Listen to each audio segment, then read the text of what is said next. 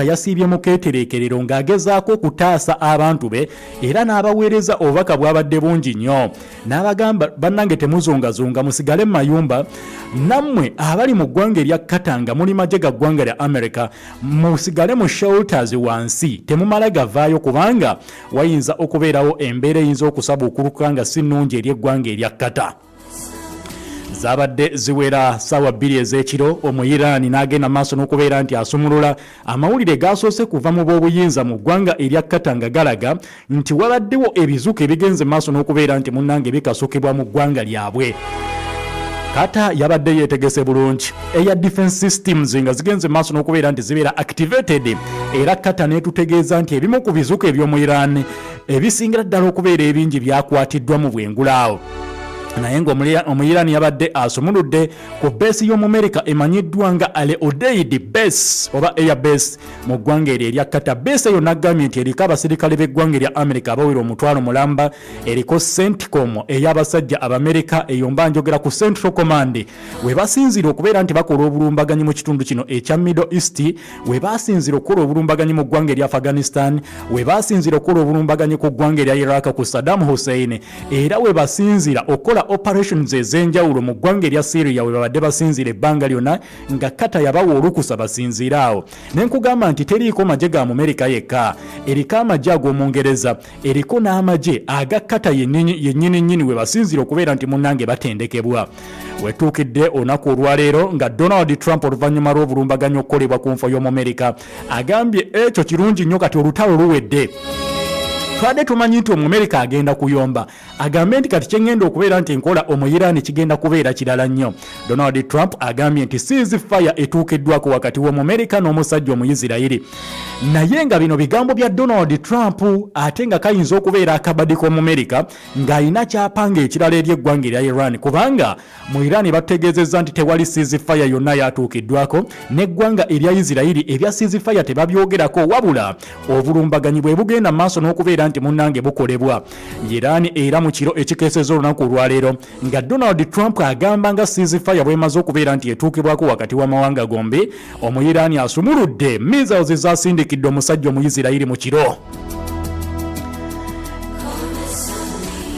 Era amagye g'eggwanga erya Iran gakedde kwewaana amakya g'olunaku olwaleero ne bagamba nti obulumbaganyi obw'omulundi ogwokusatu bugenda mu maaso n'okubeera nti munnange bukolebwa mu kadde kano. In fact eddakiika 26 eziwunzikiddwa emabega mu kiro basindise obulumbaganyi bwa mirundi 3 kati ng'obw'omulundi ogwokusatu bwe bugenda mu maaso mu kadde kano eri eggwanga erya Isirayiri. Era ne Isirayiri mu ngeri y'emu esuze mu keetereekerero kugezaako kulumba bitundu bya ggwanga lya Iran. Omu-America agamba nti ceasefire yatuukiddwako naye ekiro kyonna abasajja basuze beesekula bubi nnyo mu kibuga ekimanyiddwa nga Beersheba mu ggwanga erya Isirayiri. Munnange omuntu omwaggiddwawo ng'embeera nzibu ddala ku bulumbaganyi obukoleddwayo eggwanga erya Iran n'abantu abalala 5 balumiziddwa mu ngeri ey'amaanyi ddala mu maserengeta ag'eggwanga erya Isirayiri. Iran gyekasuse ebizuka ekiro ekikeeseza olunaku olwaleero. Ebyo byonna we bijjidde nga amawanga ag'enjawulo gagenda mu maaso n'okuvumirira eggwanga erya Iran okulumba eggwanga erya Qatar. Naye abanene mu ggwanga erya Iran, Islamic Revolutionary Corps bavuddeyo ne bagamba ffe tetulina buzibu bwonna ku ggwanga erya Qatar era tetunnakola bulumbaganyi bwonna kugwezaako kulumya gavumenti ya ggwanga lya Qatar. Tetwagala kulinnyirira bwa Sseruganda n'eggwanga erya Qatar, tubaagala nnyo muli bannaffe. Naye omusajja mwamukkiriza abeera awo n'abeera ng'anyigiriza ekitundu kino ekya Middle East. Kati tubadde tulina okujja tukube beesi ye tusobole okubeera nti munnange tumusomesa essomo nti Iran si ggwanga lya kuzannyirako. Munnange njogera bino gwawuliriza Abayisirayiri bangi babadde mu bomb shelters gye basuze ekiro ekikeeseza olunaku olwaleero kubanga omusajja abadde abafukirira ebizuka biyitirivu nnyo nga bw'okiwulira. Amagye g'eggwanga erya Isirayiri bavuddeyo ne bagamba nti engeri obudde gye bukedde now they can leave their shelters, kati basobola okuva mu mayumba gaabwe. Era rescue forces zigenda mu maaso n'okubeera nti zitaakiriza kuzikiza muliro ebizuka eby'omu Iran we bigenze mu maaso n'okubeera nti bikuba mu kibuga kino ekya Beersheba mu ggwanga eryo. Iran wegenze mu maaso n'okubeera nti munnange ekuba. bogenza okucha amacha g'olunaku olwaleero nga Trump akyali ku kigambo kye. Trump agamba Israel and Iran asked him for peace almost simultaneously. Eggwanga erya Iran n'eggwanga erya Israel buli omu abadde akaabira Donald Trump nga mugamba twagala kudda mu mirembe tutuule ku mmeeza twogere. Okusinziira ku bubaka bwagenze maaso n'okubeera nti ateeka ku mukutu gwe ogwa X agambe they have so much to gain and yet so much to lose if they stray from the road of righteousness and truth. The future of Israel and Iran is unlimited and filled with great promise. God bless both. Bigambo bya Donald Trump byakedde okubeera nti ateekayo olunaku olwaleero. Era ng'agamba Iran and Israel came to me almost simultaneously and said peace. I knew the time was now. The world and the Middle East are the real winners. Both nations will see tremendous love, peace and prosperity in their futures. Bigambo bya Donald Trump byataddeyo. Bazze bantuukira ebbanga lyonna nga bagamba tudde mu mirembe. Era kati ndowooza nti ekiseera kye kino ensi yonna n'ekitundu ekya Middle East bonna kati bawanguzi. Nagamba amawanga gombi bateekwa okulaba okwagala okususse. Emirembe gikomewo n'enkulaakulana mu biseera eby'omu maaso eby'amawanga gano. Omumerika nga bamaze okubeera nti bamukasukira. Byonna ebyo ng'abyogera ng'okubwatuka okw'amaanyi n'obugombe byetaddeko mu kitundu ekya Tel Aviv mu ggwanga erya Isirayiri. Emisaire ezasoose za Iran zakasukiddwa nga ono yakamala okulangirira ceasefire. Donald Trump ng'agambye ceasefire etuukiddwako, Omu-Iran n'akasukira eggwanga erya Isirayiri.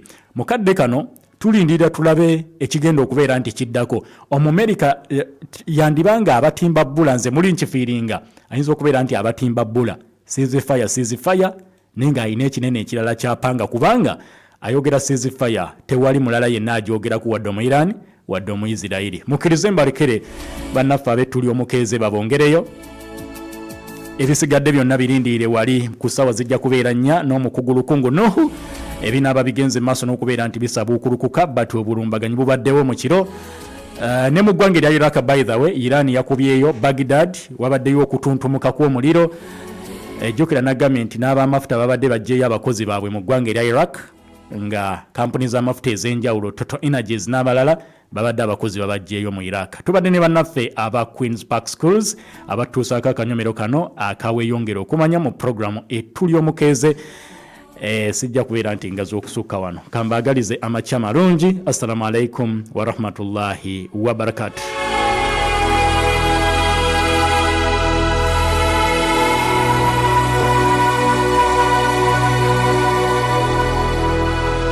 Ombejo wadugamba ki? Wano tetulinawo wano Baisirayiri.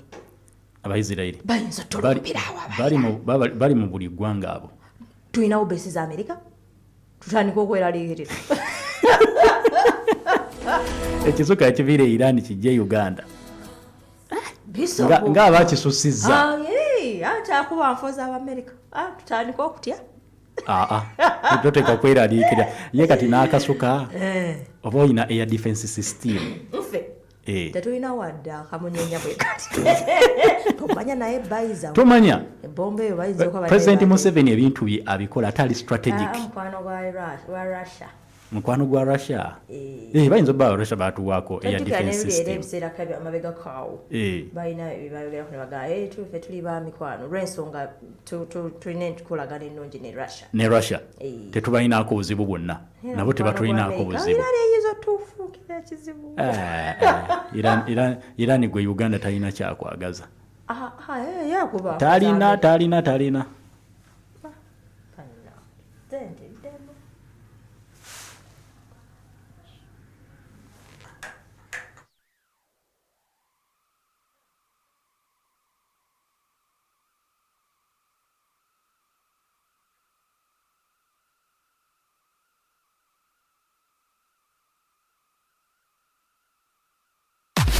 Tandika olunaku ng'oli musanyufu.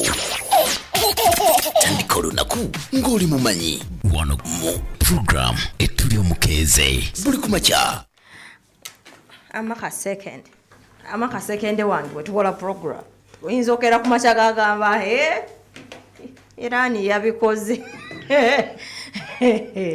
amale tolya twegumye andi kati tuyine enjuyi nyingi oliyo mukwano gwa America oliyo mukwano gwa Russia enjuyi empi MP kitegeeza kirala kitegeeza ki MP kitegeeza ki oludda oluyi bwe zibeera bbiri zibeera ki empuyi